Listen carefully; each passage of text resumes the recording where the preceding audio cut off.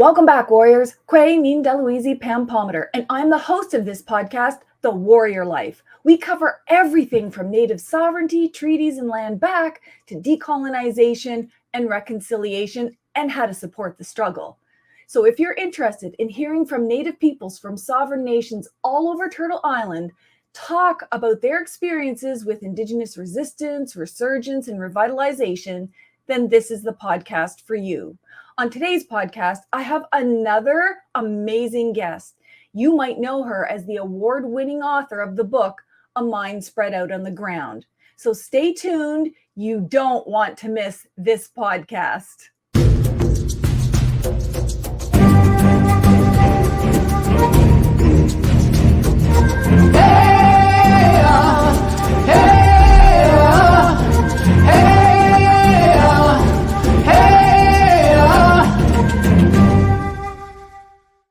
Kwe Tanse Sego Anibuju. Welcome back to a new season of the Warrior Life podcast. We have lots of guests in store for you this year because, well, there's literally a ton of amazing Native peoples all over Turtle Island doing incredible things and totally representing our people.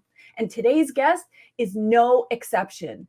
Alicia Elliott, who I will bring on right now, is one of those amazing people that I have just been waiting forever to meet. Of course, COVID had to get in the way, and all of these extended years of not being able to have meetings and gatherings and things like that. But I will take this as second best because I have been a fan of hers. I've been following her on Twitter, follow her writing, follow everything that she does because she's just so amazing and she's not afraid to speak her mind and speak out for what's right. And that's something that's not always very common in this world. So Alicia Elliott, she is an award-winning author whose writing has been recognized with a ton of awards. And here's just some of them. Gold at the National Magazine Award in 2017, the RBC Taylor Emerging Writer Award in 2018, and the Evergreen Award in 2020. And she's been nominated for others. I'm so excited to have you on the podcast. Welcome to the Warrior Life podcast, Alicia. Thank you so much. I'm so happy to be here. That's awesome because I'm such a big fan. But before we get into my 5 billion questions for you, proper protocol is that I ask you to introduce yourself in the way that you like to. Yeah, for sure. Sego, my name is Alicia Elliott. My Ongwahome name is Ongwaralunhiade. And I was born in Buffalo, but I kind of moved around a lot.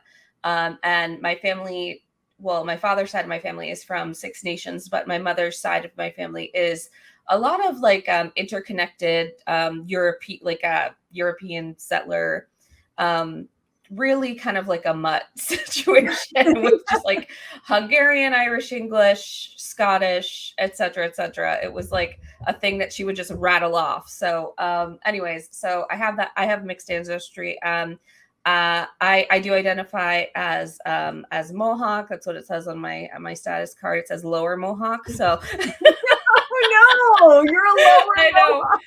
I know.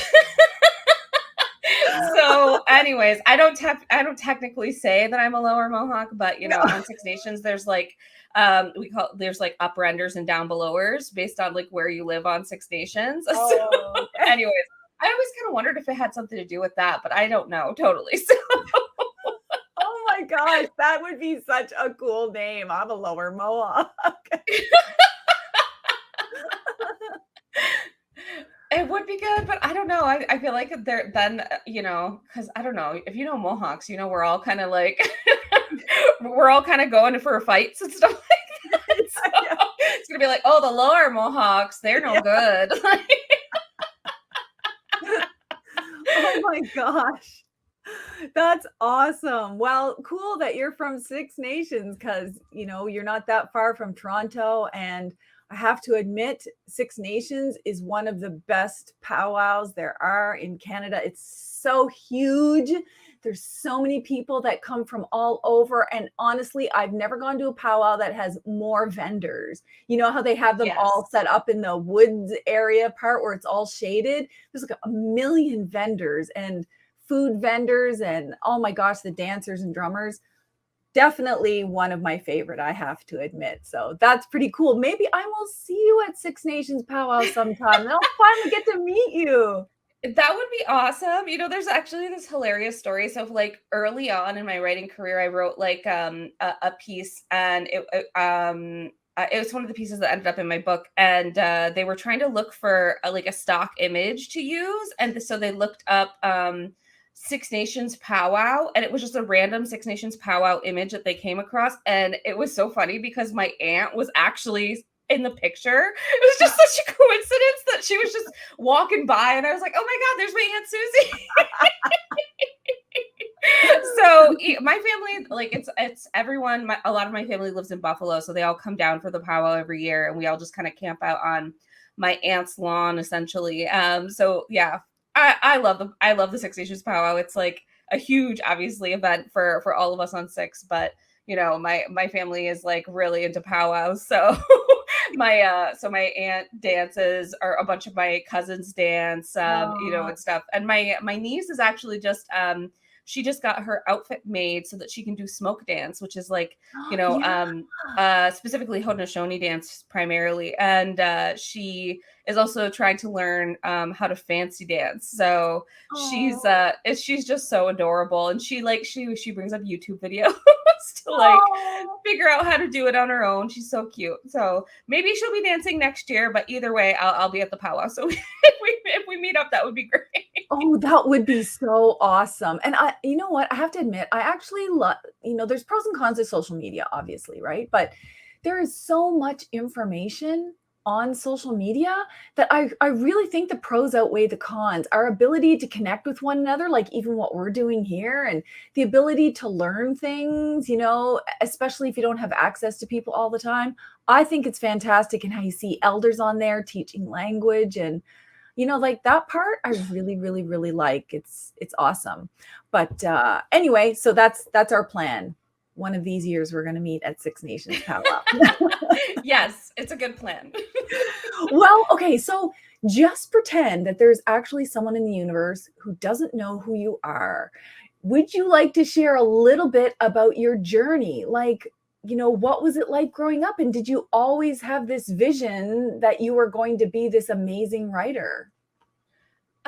Yeah. So I guess, like I said, a lot of my family grew up in Buffalo, and that's where I was born, is in Buffalo, New York. And if you know anything about Buffalo, it's like, there's a lot of Ongwe people there. I lived there for a while, but then we kind of, my family was kind of, like moving around a lot. There was a lot of instability in the home, especially regarding like poverty. So we were always moving different places. And so we moved around through Ohio. And then I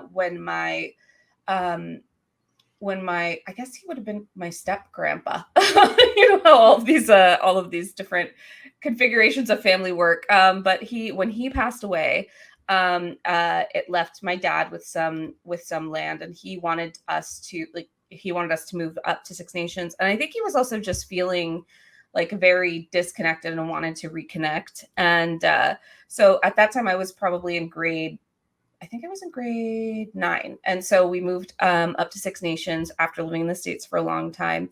And it was like totally, totally different. It was kind of unfortunate for me because by the time I got there, if you live on Six Nations, there's all of these elementary schools that go up to grade 8, but high school, unless you're going to the immersion high school, which I didn't know Mohawk, so I didn't go.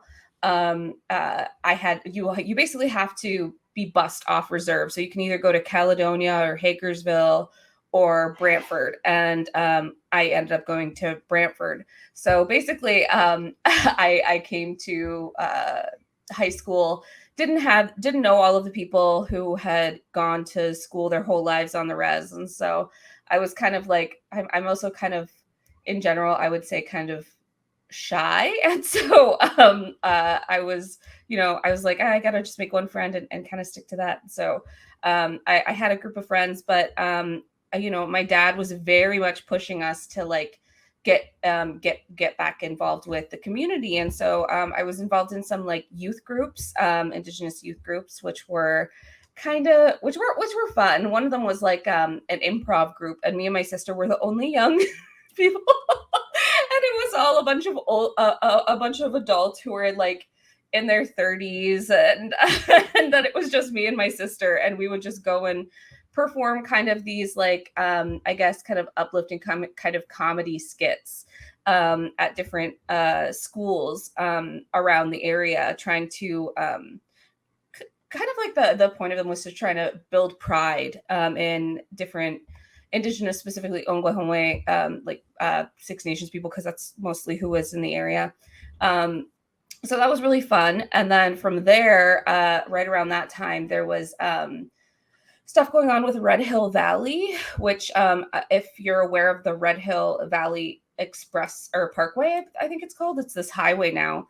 That all used to be like wooded area. And before it was made into a highway, there was resistance from not only the people who like lived around there, but there were people from Six Nations who had built a longhouse. And I remember going to visit there, and my dad being very much wanting obviously for the highway not to pass through, because it was going to basically cut 10 minutes for people. But you know how it is. And at that time there wasn't the same that was kind of, I think, like the start of a lot of land protection resistance at Six Nations, because shortly after that we had what happened at Ganastado, which was it's called Caledonia, or like it was called, I think, the Douglas Creek Estates, which was the what ended up becoming, I guess, what everyone refers to as kind of the Caledonia land reclamation. And when that started, I was young and still in high school, and I was we had this project in high school where I kind of had to do a documentary, and I decided to, instead of doing it with a group of people, I just did it by myself because I wanted to do it on the land reclamation at Ganastado. And so and that was like early days. This was before what happened with the police coming in April and basically clearing everything out. And then there was basically, as a result of that, people put up barricades and closed down the highway and did that as a protection measure to keep police off, because at that point the police had promised that they were going to inform the police informant and the people at the site if they were going to bring in police, because there were elders there were women there were kids that would stay there sometimes. So they really just wanted to know if the cops were going to come in and clear us out as a result of the injunction that the developers filed, so that we had enough time to like get our like vulnerable people out of there. And they promised that they would, and then they didn't. And so then all of that stuff happened, and it kind of became, I think, more of a national story from there. So anyways, I was there kind of as a kid in high school. I remember going and like as part of the documentary, because I do look white, I was able to go across the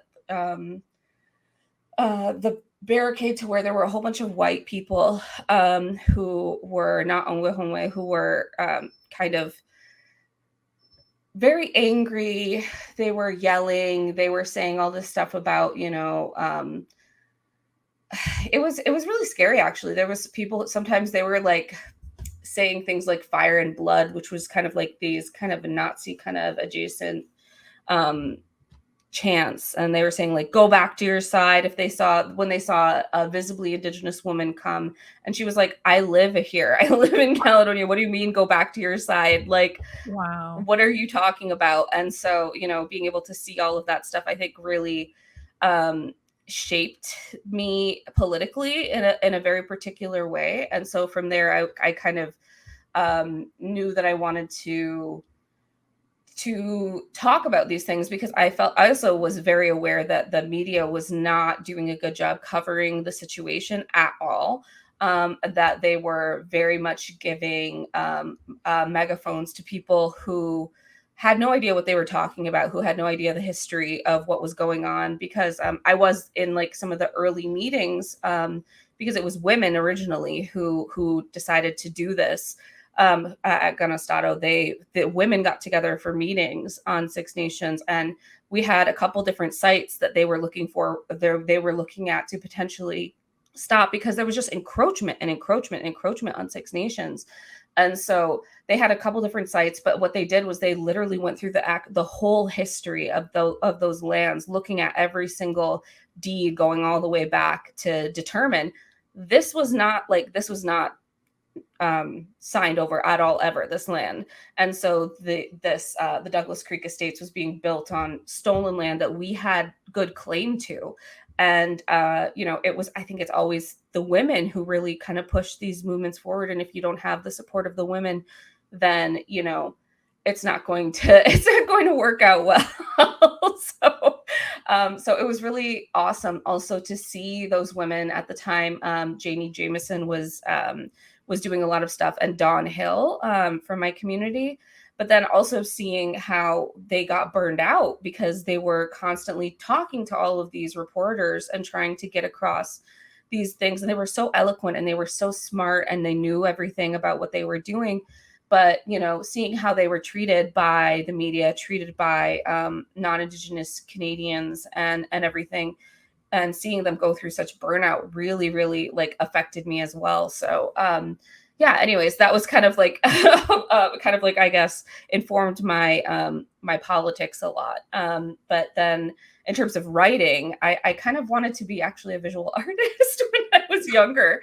But, and when I was in Ohio, I went to a school where they had a really great, or I was about to go to high school at a place where they had like a renowned fine arts program, and I was so excited. And then when we came to Six Nations, I went to my high school, which is named after Pauline Johnson, who is a half Mohawk, or like a Mohawk, and I think her mom was English, but she might have been other things too. But anyways, she was also mixed, and she's a writer, a poet, she's a performer. And so the high school is named Pauline Johnson Collegiate Vocational School. And anyways, I went there, and they didn't have a good arts program. So I just kind of like pivoted, because I had always loved reading and kind of writing my own stuff. And then I just decided from there, I was like, well, I guess I'll just do writing. And so kind of went from there. There was a period where I thought that I might want to just like, where I was like, I have to be practical. I can't just be a writer. I have to go to journalism school or something like that and be a journalist first to make money, and then do my other writing on the side. But then I went to, when I was in my first year of university, I got this, program, or I don't know if they still run it, but Global News in Toronto had like an internship program, and I got the spot. And so I did a summer internship there, and I think there's a lot of good people who work there, but I hated it, just in terms of me seeing, like, even in the morning, watching at like the editorial meetings where they would say, okay, these are the stories for the day. This is who I want you to interview. And it was like very clear to me that like the way that they were very clear who they wanted to interview, what kind of perspective they wanted to put out, and things like that. And so it was very disheartening for me, especially because I think at the time, I can't even remember what was going on, but there was also another, I want to say it was in Tyendinaga. There was another a land claim situation happening, and they didn't ask me to go. They got these two white guys to go, and I was not super happy with how they covered it. And so, anyways, I was just like, this is not for me. Like they want little clips that are just like nice and short, But of course, you can't get across the complexity of a lot of these issues when you're just dealing with these short little clips.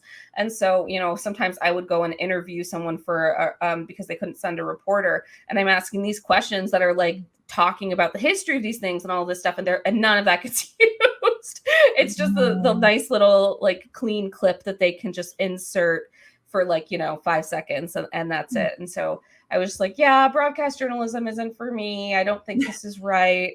And so and that's when I pivoted to creative writing. And so from there, it took a while, but like, eventually I started once I was done university, because I had my son young. I was pregnant at 17, and then I had him at 18. So I was like doing university while also every single week coming back home to try to parent as much as I could, while my mother-in-law was doing like the primary caregiving and providing during the week, essentially. So it was very difficult, but I eventually got through it, and eventually started kind of writing these creative nonfiction pieces, and kind of thinking through a lot about politics and stuff like that, things I didn't see that were being talked about, especially because I think Haudenosaunee people have such a strong history of oratory.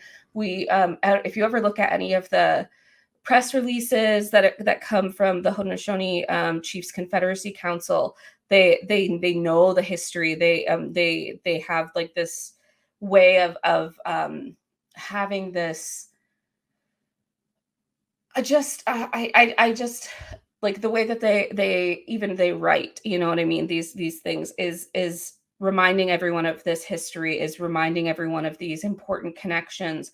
And they're so smart, and they're so, like accessible as well. And they're not written in a way that's difficult for anyone to read, where you need like a university education to understand what these like catchphrases or or terms like that. And so I just thought that those were like, so what make me proud to be Haudenosaunee. And I wanted to try and like do what I could to help in that regard of like, making it so that it's not just a few people who are kind of writing about our people and our struggles and our worldview and culture and philosophy and stuff like that. I wanted to be able to, make sure that our people were strongly represented, because it's weird that in Canada there's actually not that many Haudenosaunee like literary writers. I mean, Janet Rogers is out there, and like there have been other writers too, but it's so surprising to me, because so much of our history and so much of our philosophy has shaped so much of the Western world, even too. If you look at our great law, it shapes the Constitution in the U.S. Even the American feminist movement was very inspired by the women there were at the Seneca Falls Convention. You know what I mean? They were right near the Seneca, and so they were seeing Haudenosaunee women and saying like, wait a second, why don't we have that? And so like, all of these different ways that even in terms of like our own Confederacy and the way that like U.S. Democracy kind of pulled from that. But I mean, they didn't pull, I think, the most important things, which is why they keep getting it wrong. They didn't, think of the importance of women. They didn't think about the importance of the earth and all of that stuff. So anyways, I feel like I'm rambling, but no, not at all. This is like the background story. That's the gold. But yeah, so anyways, I started writing and, writing these essays, and eventually I was very fortunate that I connected with an agent who then was like, also another fellow writer. Her name is Ailette Spari. And she basically was like, why don't you just write a book of essays? You already have some. And I was like, that's a good idea. Instead of like writing from scratch, because I had always had this idea that to be a real writer, you have to write a novel or like a book of short stories or things like that. And I was just like, okay, well, that can be later. That's awesome. And you know what? I've had that same feeling, because I remember like my kids are older. They're 28 and 30 now. And I had them when I was going through university. But when my first book came out and then my second book came out, we were just sitting around the table and I was like, oh, I can't wait to write like a real book someday. And my kids are looking at me going, what, Mom? That's a book. There's like, that's a book. It's got a title. It's sold in stores. And I was like, no, like a real book, you know, like a novel, a story. And somehow I've grown up thinking that, you know, unless you're writing like this famous Stephen King novel or Dean Koontz or something like that, that it's not really writing. I mean, I've come to realize otherwise, but even as an adult, I have to catch myself saying, wait a second. Okay. Yeah. They're books that counts as a book. Yes, exactly. It's so weird that this is like, there's this kind of idea that it's not real if it's not, you know, if it's not fiction for some reason. Yeah. Which isn't that ironic? Because fiction isn't real. Yeah. It's the nonfiction that's real. So here we are. Hey, unless we're making shit up, this is not a book. Yes, exactly. Oh my gosh, that is so awesome. Well, I love hearing the backstory because here you were, you wanted to go into arts, and then you're like, okay, I'll go into writing. And here you are, this like amazing award-winning writer. It just reminds me when I talked to Chief Ladybird, you know, the famous artist, during her emo stage, she wanted to be a mortician. Thinking like, imagine where we would all be if we ended up doing the things we thought of when we were kids, for example, or when we got older. Anyway, just find that cute. Yeah. So here you are, a writer. And so what were the challenges? Like, I know you talked about, you know, being in journalism and what the challenges were. Did you have similar challenges when you were in university? Because, you know, different Indigenous peoples have had different experiences depending on where you went and the kind of topics you were taking. Did you have any of those there? I think that for when I was doing coursework, because I ended up I was supposed to be majoring in English, but then I made a mistake with one of the courses I took, and so then I had to swap so that I could just graduate on time to a creative writing major and then an English minor. I was going to do a double major before that with creative writing. So I took a lot of English courses, and I was actually really fortunate in that I didn't like, they made it a requirement that you have to take some sort of either Shakespeare course or some course that basically has like, that's looking at English texts from like the 1800s or something along those lines. And that just didn't sound like fun to me. And so I was like, oh God. But they did actually have this really cool course that was called, oh my gosh, what is it called? It was, I can't remember what it's called, but it was basically, about looking at plays and counterplays. And so it was we would read the original Shakespearean text, and then we would look at post-colonial responses or feminist responses in terms of other plays or films. And you know, like, for example, we would look at, you know, King Lear, and then we would watch Akira Kurosawa's I think it was Ron that was King Lear. And so like stuff like that, like or Janet Sears plays or like it was like really cool. You know, instead of just looking at you know, Shakespeare and being like, okay, this is like blah blah blah, this is English, and like I was very much like colonial. And so it was like fun taking that. But I do think that, you know, I was fortunate in that I was careful in the courses that I chose. So trying to make it so that, you know, there were, that they sounded like they were by people who were really interesting and like had better points of view.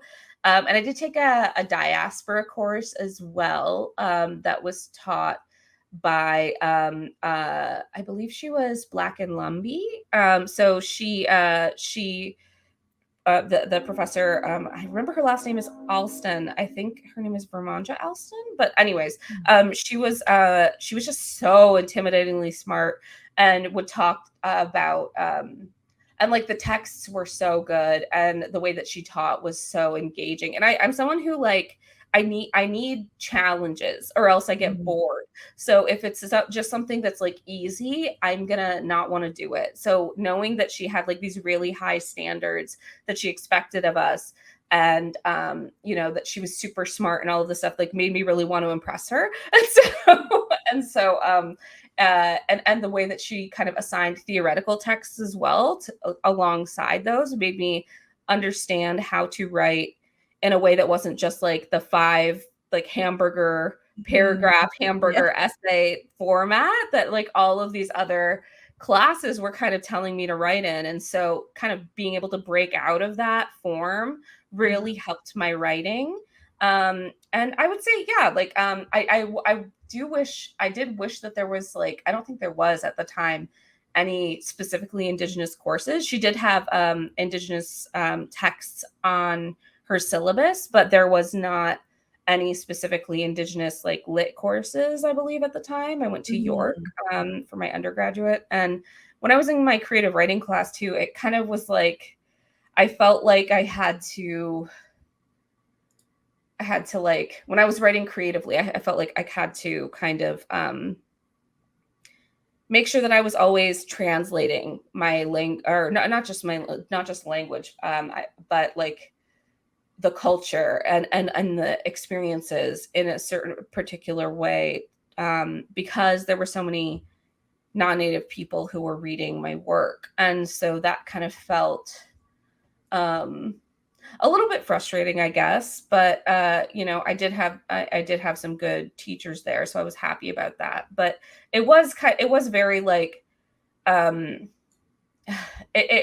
feel like I wished that there were Indigenous professors in the English department and creative writing department that could have like, that I could have commiserated with a little bit about some of these things, because there was at the time, and this is like such a weird thing to say, but I remember we were with my creative writing class, we all kind of went out for drinks or something. And one of the other students came up to me and basically said like, "Oh, you're definitely going to get into an MFA program and get published because you're Native." And, and I was just, and that's really like basically the idea that it was trendy, which was hilarious, because this person ended up getting into MFA programs and I didn't. So like, I was like, when am I supposed to get where's the immediately get published card for me? And so like, it didn't happen at all. But it was funny because I think that, that really kind of strengthened my resolve getting rejected from all of these different places, because I was just like, no, I know I can do this. I know that I can write, and that I have talent, and that I can foster that talent and write something that resonates with people, because that was something that I felt strongly about. And I was just like, no, I know I can do this. I'm just kind of like stubborn and very Mohawk in that way. I was like, no, I'll do it. So I didn't get into anything, which I think is funny, considering that person's comment. But it is interesting because at that time, even so that would have been around 2010 when I graduated. And so it was before, 2 years before the Truth and Reconciliation really started coming into consciousness within the public life of Canada, but also within the arts scene. There was like, I think, a lot of money that kind of came with this idea of kind of reconciling with Indigenous people through art. And that continued to roll out through things like grants and programs like that, that were actually incentivizing publishing Indigenous writers. Whereas before there was that didn't happen. Like, it was like, oh, we already have our Indigenous author. We have Thomas King. We don't need another. Yeah. The only one ever. Yeah. And it was mostly Indigenous men too. Yes. So like that was one of the things where it was just like, okay, cool. So I guess you don't think I have anything to contribute. Which again just made me be like very much more voracious or voracious, I guess, about it, and ferocious. I was just like, no, I can write something important too, damn it. I love it. Yeah. That's awesome. I mean, that's really awesome talking about people's experiences, because I think, us as Native people, whether we were going through skills training or just, through work or through education or whatever, I think just about everyone I know has gotten that, oh, well, you're only here because you're the token Native, or you don't really have a law degree, Pam. I'm sure they just pushed you through. And the funny thing is that the way I reacted was always trying to do more. So it's like, oh, okay, well, if my law degree isn't enough, I'll go get my master's. And then they're still saying, oh, what do you know about the law? It's like, okay, I'll go get my doctorate. But then you have to realize at some point in time, for those people, there's nothing you can do to prove to them. So it's really got to be about what's important for you and your community and all of that stuff. So I love that you were like, heck no, I'm doing this. I'm just going ahead, frig you what you have to say. And look at how it turned out. I mean, that's so amazing. So would you say for aspiring writers, so, young Native people who want to be writers someday, do you think that the formal education stuff, like we always have our traditional education from our nations, but do you consider the formal education helpful as a writer, or do you think it's necessary? Well, okay, so I had a little bit of both. So I went through for my undergraduate and was in for a couple of workshop classes. Most of the creative writing is like kind of workshop model. And I did get some stuff from that. Mainly, I would say I mainly learned from the teachers, to be honest, though, instead of like workshopping with other students, because I find that one of the weird things about a workshop model is there's this notion that that all of us who are amateur writers know how to critique something, know how to that we have this inherent knowledge about structure or character or anything of these sorts that are plot, when we don't really know what we're talking about. And so like, there were some times where I would get comments that were interesting, but even myself, I would say at the time, I didn't really know what to critique about. I didn't really know whether something was working or whether it wasn't, because I didn't have that knowledge about what makes something good character work, or what makes something good plot wise, or any of those things. And so you kind of run into that sometimes, I would say, when you're in these workshop classes, is these people who are saying something and they just feel like because they have an opinion that it's worth repeating. And a lot, I would say, I mean, I'm not trying to stereotype, but I would say that in general,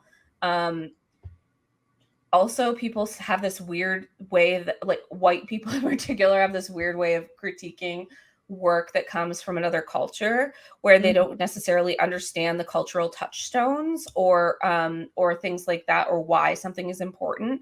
And although I didn't go to an MFA program, I did actually go do kind of like a short fellowship at UBC, where I would sit in on a couple of workshops, and I had read the pieces prior to coming, and I was just kind of listening to all of the students. And so I was like, oh, this is, it kind of occurred to me, oh, this is what I would have been dealing with if I had gotten into the MFA program here, which I did apply to, and then later got in as a fellowship totally on my own accord without any MFA. So I thought that was kind of funny.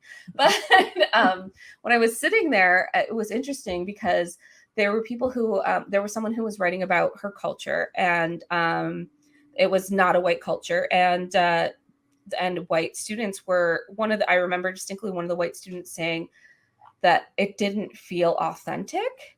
And I was just like, what do you mean? Like, what barometer are you measuring authenticity by when I'm looking at you? You are not part of, like, I'm listening to you. You're not part of this culture. And she literally said, oh yeah, I don't really know, but like, this doesn't feel authentic. And I was just like, what do you mean by that? Like, Wow. You have to take a step back and consider what is your understanding of this person's culture.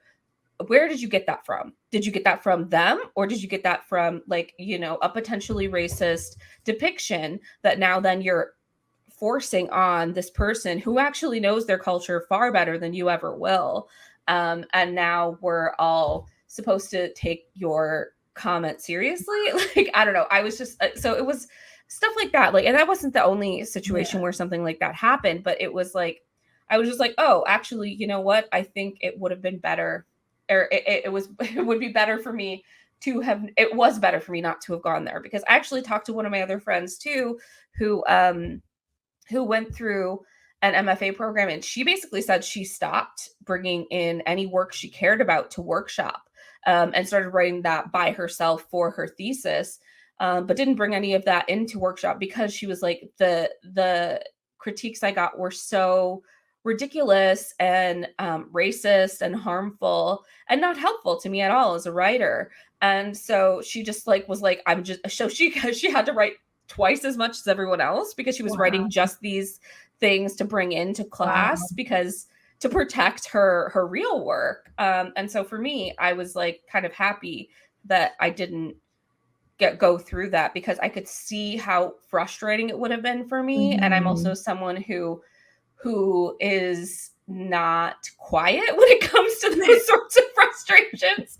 And so I was like, I probably would have pissed off a bunch of fellow students. I probably would have pissed off a bunch of professors. It probably would have been like pushing uphill the entire way. So I was glad that I didn't go through that. But, I also think that, I do think that, like, for me anyways, once I got out of university and I was like, no, I want to be a writer, I just started doing stuff myself. Like, I just started looking at and being like, oh, what are my favorite books? And going back through them and saying like, okay, I really love the character in this book or the story. I want to go back through and look at how they created this character. Like, when did they give what details? What impact did that have? And, and even just kind of like, reflecting on like language and things like that, and how also like I wanted to write, because it was very important for me, having gone through university and seen how academic language can get very dense, and I was like, I don't want to write in a way that makes it so that people from my res, especially if I'm writing about our people, will not be able to pick up my book, read it, understand it, and be able to engage with it and tell me if I got something wrong, or tell me if they have a different perspective, if they heard it a different way. So for me, that was when I was like, kind of like, it was important for me to kind of get away from the academy at that point, because I felt like if I were to stay in it longer, it would start to almost like corrupt my mindset a little bit, where I would start using these terminologies and stuff that might create a barrier for the people from my community to be able to access and engage with my work. And I just didn't want that. So I would say that, like, young writers, just do what feels right for you. Like, if you feel like you want structure, then I think that a creative writing program could be really good. It could, for giving you that structure, for giving a sense of community, because you're working with a whole bunch of other writers. But I would say, with the caveat that, like, not all, just because someone is a teacher doesn't mean that they know everything. Just because someone's a fellow writer doesn't mean they know everything. What you're trying to accomplish with your writing, and if you're trying to carry your culture, that that's a burden that's while very heavy, it's also very important that you carry it properly, and the people who you might be engaging with might not understand that. And it's okay for you to just be like, you know what, I don't need any of your comments on the cultural aspects. I have that well in hand. I just want you to focus on things like, on things like structure, on things like plot. Is this working? If it's not, what isn't working? That's what you could tell me to make me that I can take away, and then go back and say, okay, so this isn't working. How can I redo it? Like those kinds of like building blocks type situations, because once people start getting into this idea that they think they can say what's authentic, or they can start saying, oh, why do you have your language in there? I can't understand that. Like, that's just going to frustrate you. So don't worry about that. Just worry about what you can get from the program if you go in that way. But also, if you don't want to do that, if you don't have the money, if you can't get in, that there's still ways to do this. You know what I mean? Like, I honestly feel like I'm in a better situation, and I was in a better situation after 4 years of like really seriously trying to focus on my writing, getting it out there, getting it published at different places, than some of the people who went through for a master's in writing, because I found out early on from another Indigenous person who hadn't gone through an MFA program how to apply for arts grants and like, how to do these things, so that I knew how to do all of this stuff that they didn't know how to do once they came out of their MFA programs, and I had to explain it to them. So, I think that, there's definitely ways to do that. I would definitely look at, if you're interested in writing, what the different arts grants programs are, not only nationally, but provincially. And even if you're in a city like Toronto or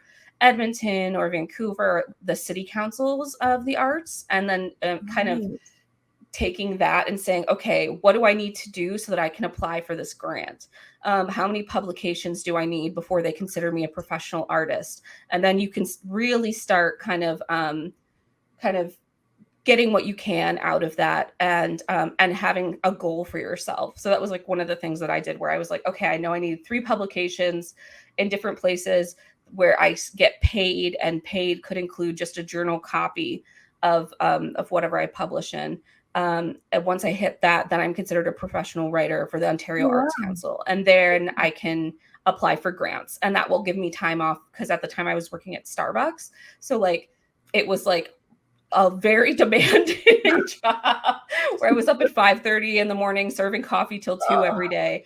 So, like, I was able to take some time off to be able to work on my writing and stuff. So like, those are the kinds of things that are kind of ways to circumvent the traditional kind of MFA program, because also when you're working on an MFA, a lot of arts programs will not it's not technically okay with their rules if what you're working on is a thesis for university or for a master's program to apply for a grant for that purpose. So, these are like the kind of tips and tricks that you can kind of do to kind of circumvent.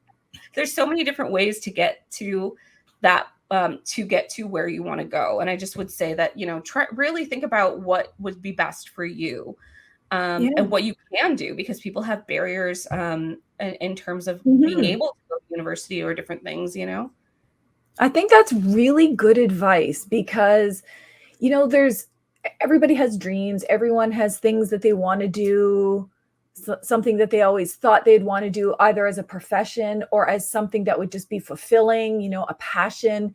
And there's so many like societal messages around how you have to do those things, So if you want to be a writer, you have to go to school, you have to take English, you have to do these things. If you want to be an artist, you have to go do all these other things. But then you look at some of the world's most amazing writers and artists, and they never did those things because they didn't have the opportunities to do it. But nowadays, like what you're saying, you can go a different route. It doesn't have to be a formal education route. It can actually be a different route.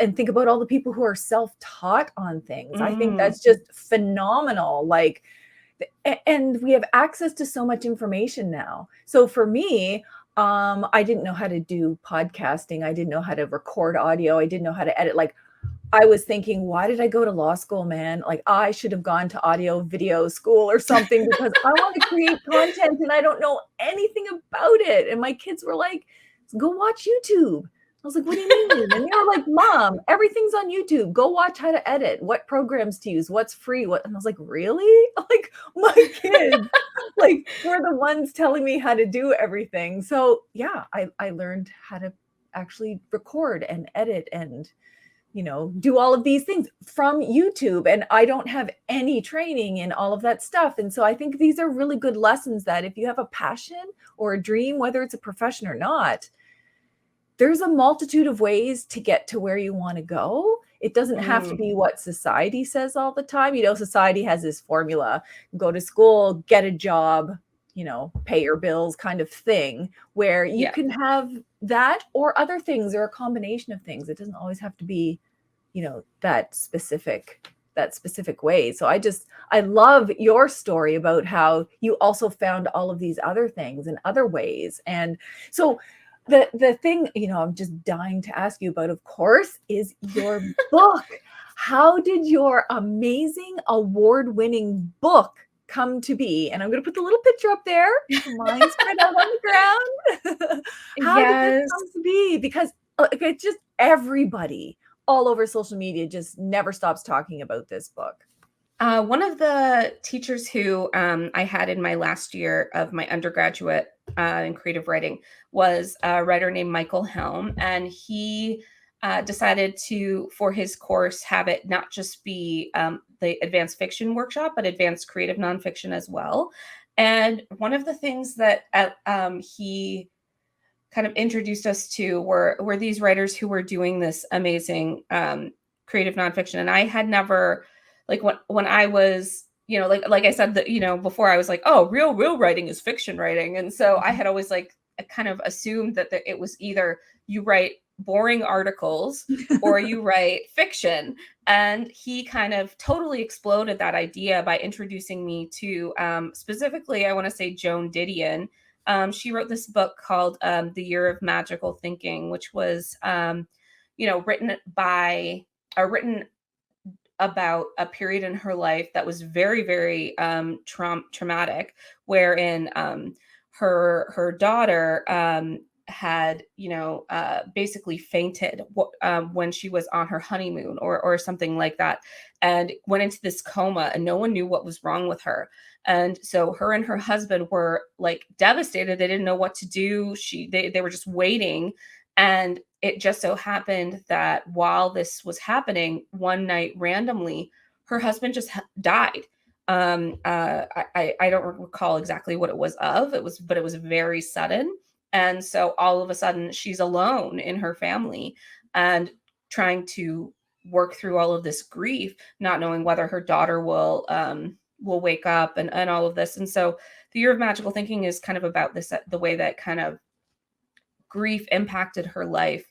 And she talks about how, you know, it was like interspersing her own personal narrative, her own personal history with, like, you know, talking about the ways that culturally we deal with death in America or in other places, and what it means to lose someone.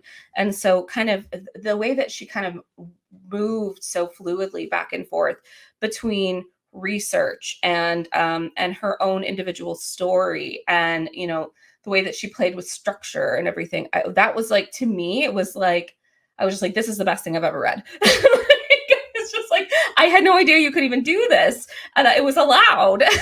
So from there, I kind of it kind of created this kind of spark in me where I was just like, wow, that's really cool. And it wasn't until later that I, you know, once I was out of university and I was like, okay, well, I have to try and like publish things. And so because that's what you do, you have to publish things, you have to get publishing credits. And so I was like, okay, I have to send out some stuff to different literary journals to try and get published. And one of the journals, I believe it was the Malahat Review, which is, you know, based out of what is called BC.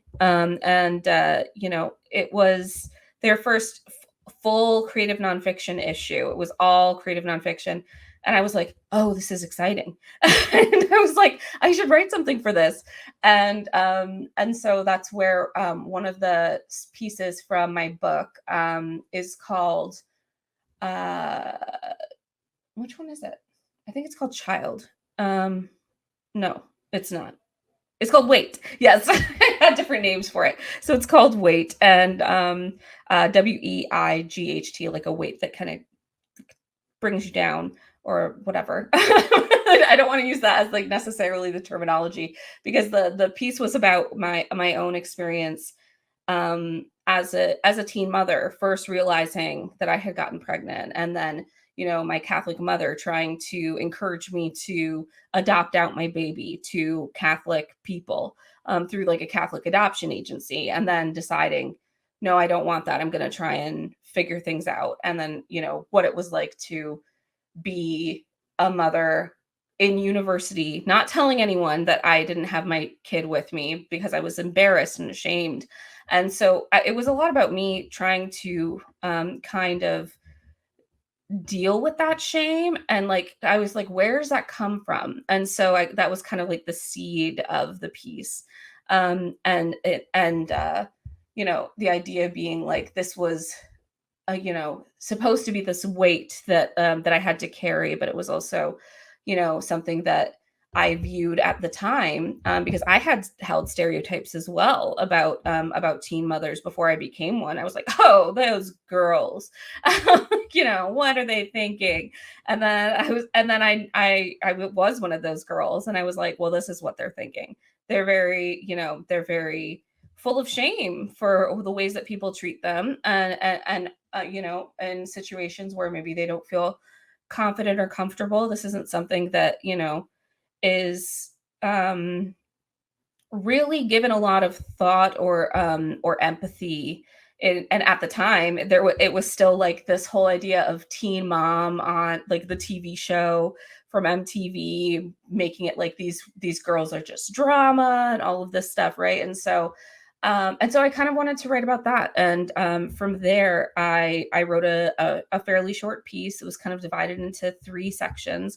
The idea was kind of like the structure is kind of like trimesters. So like before, during, after type situation. It was, for me, it was like just really a great way to kind of write about my personal experience, and then kind of weave in other observations about how teen moms are treated, how specifically Indigenous teen moms are treated, and about society in general, kind of weaving those in.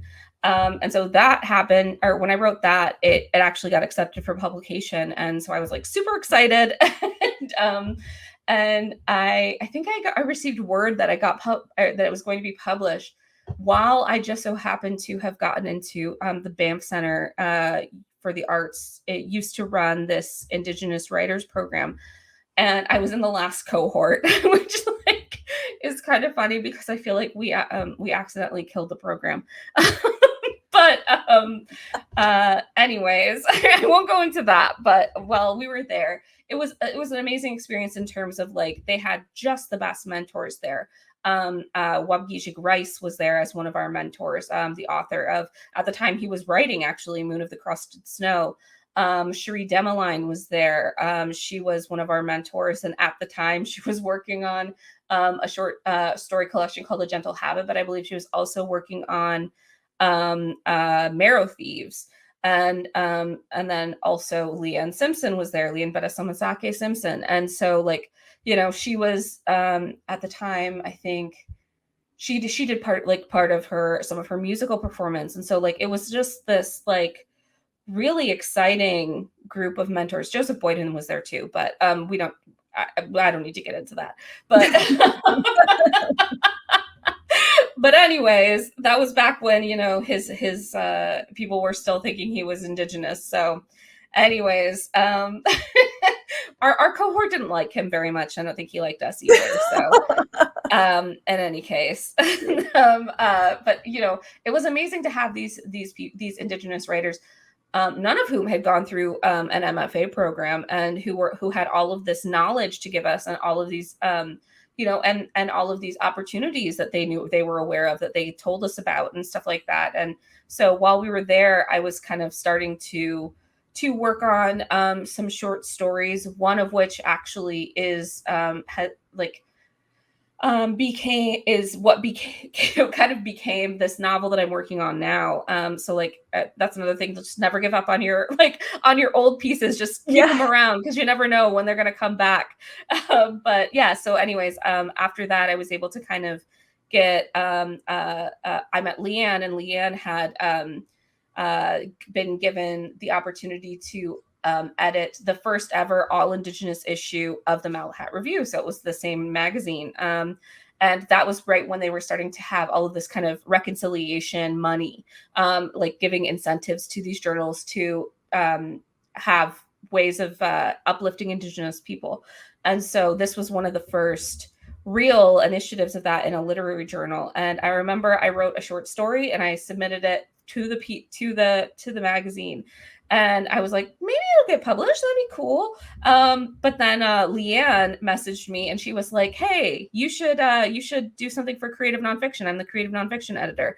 And I was like, okay, I can't say no to Leanne Simpson. I have to say yes. I have to do it. So like I at the time I was actually super depressed, and I've dealt with depression throughout my life, and also seen it with my mother who has dealt with bipolar disorder and schizophrenia elements throughout her life. So I was thinking through like how it felt like I couldn't talk about it. I felt like I couldn't say what was going on. And I started thinking through like what depression is, and thinking through what would it, like asking my sister, what would be the word for who was learning Mohawk at the time?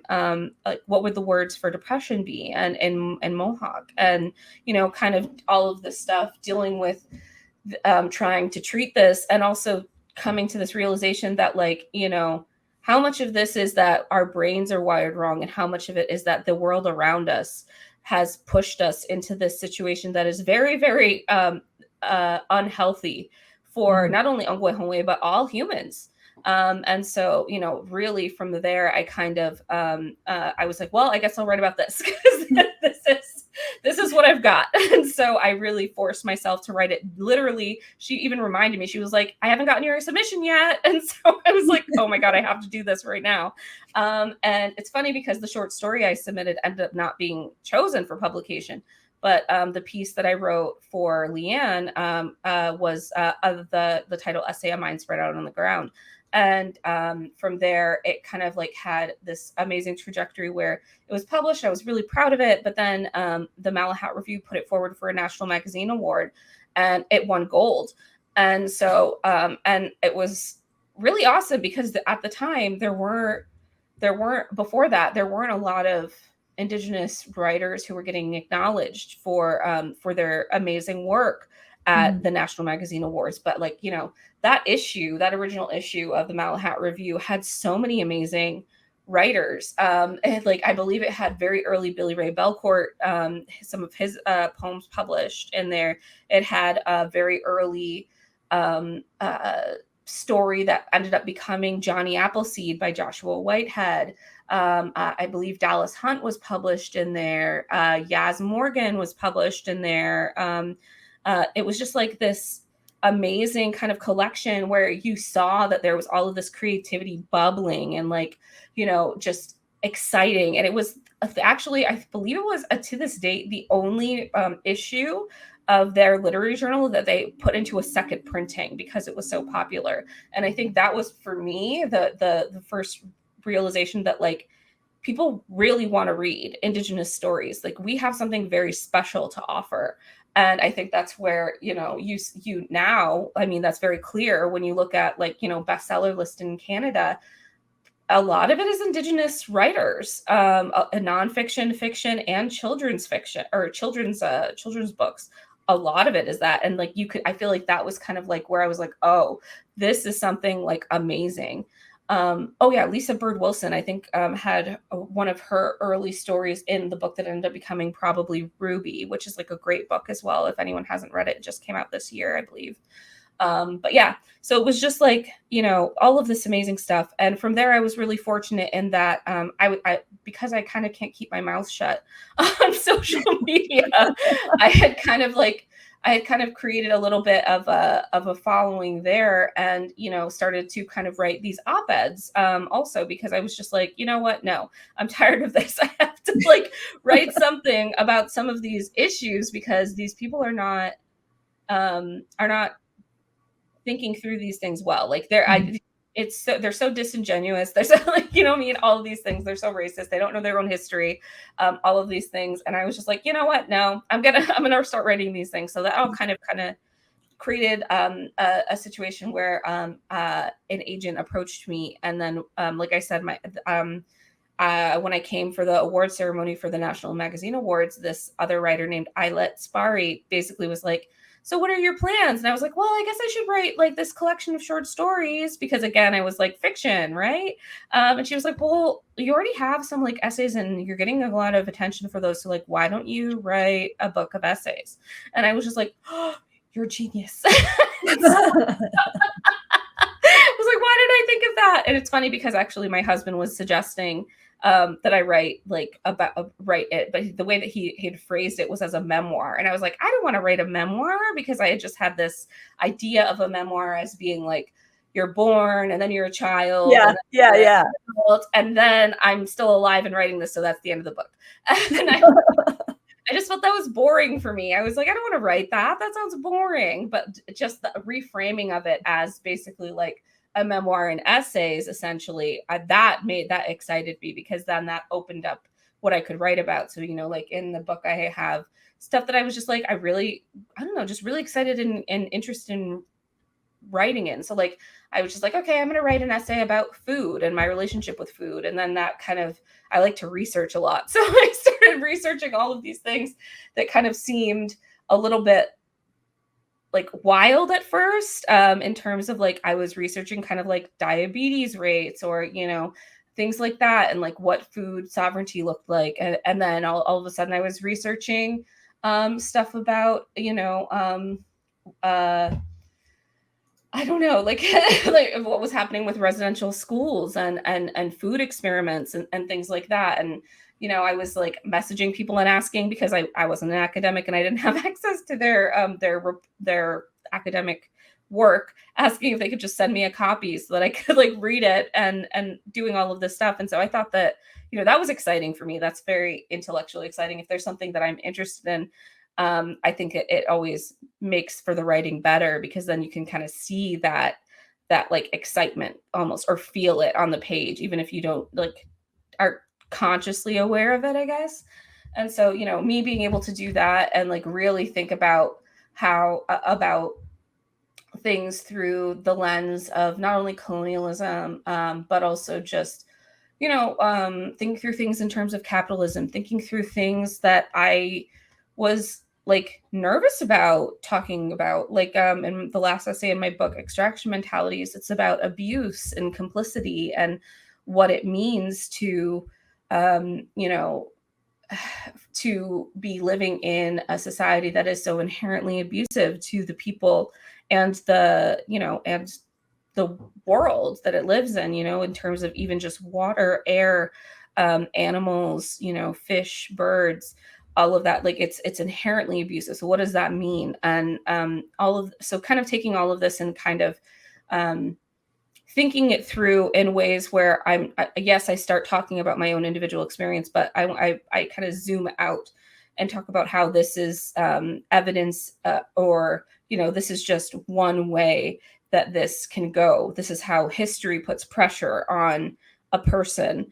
And so we end up enacting these patterns that you can see if you zoom out a little bit, that it's not just us, that it's something that's consciously been created, and therefore something that can be reversed. And so that's kind of like where I wanted a lot of my essays to kind of also be aware that the people who I wanted most to feel at home in my work were Indigenous women and Two-Spirit and queer people. And so I was like, they're already so traumatized already. I don't want to like make everyone feel depressed when they're reading it. Like I can point out things that we already know, or that we experienced and maybe haven't talked about, but I want to leave space for there to be hope for something different, because it wasn't always like this, and it doesn't have to always be like this. It can be something different. This stuff is actually very recent in the history of not only humanity but the planet. And I think that if we really reframe it, we can be like, okay, this doesn't have to be this way. We can change it.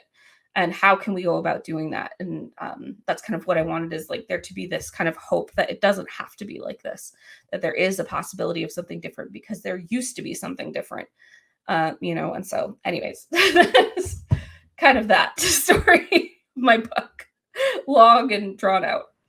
No, it's I think that's probably one of the reasons why I'm sure there's a lot of reasons why your book touched so many people from so many different backgrounds. So not just everyone who has exactly your background, but it's real, it's honest, it's things people don't want to talk about sometimes, but it's connected to the wider reality. So it's like this amazing mix of personal but set in the what the context is, so it's not just personal. And I mean, every day you see someone making some kind of comment on social media about your book, who's just read it or who's recommending it to someone, or people, like when I look at all of the comments, you see like the majority of the comments are people saying that it was brave and honest and open, and in a way that a lot of people still don't even feel like they can be in their lives. People don't want to admit what they perceive as their weakness or their insecurities or any of those things, or connect it to what's really happening around them. So that's, yeah, it has to be one of the most powerful books that was ever written. And I just love the story about how it came to be, because it's never the way you see on TV, how a writer just goes into a room and with his dog and types out this amazing award-winning story that's so detached, like this one is very personal. So, but before we go, I always ask, what's in the hopper? Is there anything cool and awesome coming up? I mean, you've done this. What's coming next? Yeah, so I kind of mentioned it like a little bit briefly, but I'm working on a novel right now, which is funny because it kind of started as a short story that started to get longer and then longer and then longer. And then I was like, maybe this is a novel. And also there was another short story that I wrote that I was like, I can't get this right. And so I just kind of put them both away, and always intending to kind of come back to them. And I kind of realized kind of serendipitously that like these could both be part of the same book. They could be the same character. And then that kind of gave me the threads to be able to kind of weave together. Oh my gosh, okay, so this could be a novel. And that novel is currently, I'm actually editing right now. It's supposed to be coming out in fall 2023. It's called And Then She Fell, and it's about a Haudenosaunee woman who comes from Six Nations, who basically kind of gets caught up in this kind of whirlwind romance with this white academic, and they get pregnant and have a baby, and she's living in Toronto away from her people for the first time, feeling very isolated, even though it's on her own lands. And her mother also previously passed away before her baby was born, so she's feeling very unmoored from her people, but also from her family, and feeling very doubtful about motherhood, having a hard time connecting with her baby. And this and then something from her past kind of comes back up, and she starts to kind of see thkind all of this. And so anyways, that's kind of like a kind of brief little taste of it. But anyways, it kind of follows her trajectory of her mourning, and also trying to figure out who she is as a mother, and especially against, in the midst of academia, which for Haudenosaunee people has a very, very particular place, because the entire field of anthropology was very, very much founded almost upon the study of Haudenosaunee people by non-Indigenous academics. And so I felt like, there is so much written about us, but I wanted to really engage with our philosophies, with our culture, and all of this stuff in a way that pushed against that. And so that's kind of through this book. So it's exciting for me, because I just like, this is probably so obvious, but I just love my people. I love our culture. Yeah. So I like to, kind of hype us up. Yeah. Well, no, of course not. We're allowed to be proud. That's awesome. And I can't wait to read that book. That's just so exciting. And before we wrap things up, I always ask my guests, and it doesn't have to be about writing, it could be about anything. But is there anything in particular that Canadians can do to support Indigenous writers or Indigenous artists or anything in particular? Yeah, I think that, I mean, the obvious answer is, buy our art. But, I think further than that, though, if you wanted to do something more than that, is really to reflect on what it is that what prejudices and what thoughts about our people that you grew up with, or that you brought to the work, and really think about how that impacts the people around you in your life, and take the time to actually, after engaging with that, to have conversations with other non-Indigenous people about things, about, like, misconceptions that you had, or things like that. Because I feel like, when we have these, when we carry this shame, it's very people think of it as very shameful to admit that you had carried a racist idea with you or whatever. And sure, it is shameful, but also, the shame isn't necessarily always our own, unless we're choosing to continue engaging with this when we know that that's not good. And so I think being able to admit, oh, I had this idea that I thought was fine, but it turns out it was actually really harmful. Like, even myself in my book, I tried to do that, where, like, even just in this conversation, talking about how I used to have these ideas of pregnant teens, especially on the res, and then I became one. And so, really reckoning with, why did I have this idea? And then taking the time to talk to other people about it who maybe are looking for an opportunity to kind of commiserate on that, and see that it's not that, the shame isn't in having this instilled in you. The shame is in still continuing to carry it, even when you know that it's not right. And, being able to talk with other people and make a space for, that. I mean, I guess I shouldn't say it like, I mean, it is shameful in terms of a systemic level, but I'm not trying to say that, like, I hope that makes sense. I'm not trying to say, like, I'm not trying to give, like, a cover for racists or anything like that, but, being aware that these ideas don't just inherently come from us.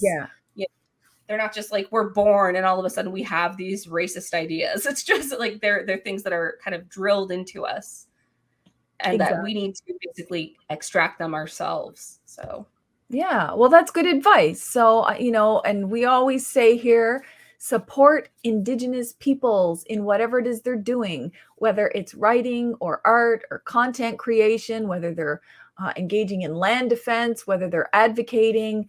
They make calls for action, support those calls for action, even things like on social media. Tweet, retweet, share, like, follow, comment, anything that triggers the algorithm for those Indigenous peoples, because that means that more people will see what they're doing, and their voice and their message and their calls for action will get out to more people. And if there's anyone that should be liked, shared, retweeted, it's Alicia Elliott. Thank you so much for coming on my show. It is a personal victory for me that I actually got to meet you, at least this way, hopefully at Six Nations Powwow sometime in the future, but for also being honest and sharing about your personal life. None of that stuff is easy. And it helps share for other people that there is no, perfection standard. There's no one way of doing anything, that we can be all of the imperfect ways that we are, have all of the good experiences and bad experiences that we have, and still find ways to live out our dreams and our passions and have an impact. And I think you're just a real role model for me. And I hope someday you give a creative writing class or something, because I would be the first to sign up for it. Thank you. That's very kind. And obviously, I told you this before we started recording, but, you are like such an inspiration to me. I think that you are so strong and so smart and so, full of integrity. And I just really wanted to make sure that I made space for that too, because, you deserve accolades, and you deserve to, like, be able to be happy about your all of the things that you've accomplished too. So I just want to always make space for that. Very friendly podcast today. So thank you to you, Alicia, and thank you to everyone who is listening on the Warrior Life podcast or happens to be watching or reading it on YouTube, because there's always a closed captioning option. Thank you always for your support. Keep supporting Indigenous content creators. Follow us everywhere we are. And till next time, keep living a warrior life. Walalia.